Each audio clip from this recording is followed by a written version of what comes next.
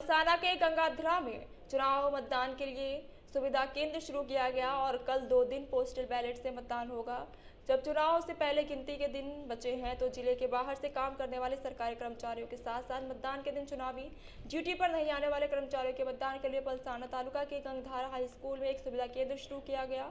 ये postal ballot 2 दिनों के लिए शुरू किया गया और 169 बारडोली विधानसभा क्षेत्र के साथ साथ 23 बारडोली संसदीय क्षेत्र के कर्मचारी मतदान करेंगे। कुल 2600 लोग मतदान करेंगे और पेकी के 600 से अधिक पुलिसकर्मी भी मतदान करेंगे।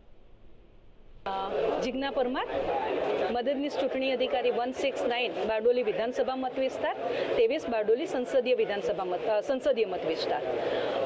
चूंटणीना दिवसे जे आपणी चूंटणी फरज परनो जे स्टाफ होय छे ए पोतानो मताधिकारनो उपयोग करी शके एना माटे आजे फेसिलिटेशन सेंटरनुं आयोजन करेलुं छे। अमारा 600 जेटला पुलिसना कर्मचारीओ तेमज कुल मळीने 2400 जेटला कर्मचारीओ आजे अहींया वोटिंग करी रह्या छीए। आपणे 6 जेटली टीम अहींया छे अने समग्र गुजरातनी तमाम पीसीमांथी जे कर्मचारीओ बारडोली विधानसभामां फरज बजावी रह्या छे एमनुं आजे वोटिंग थई रह्युं छे।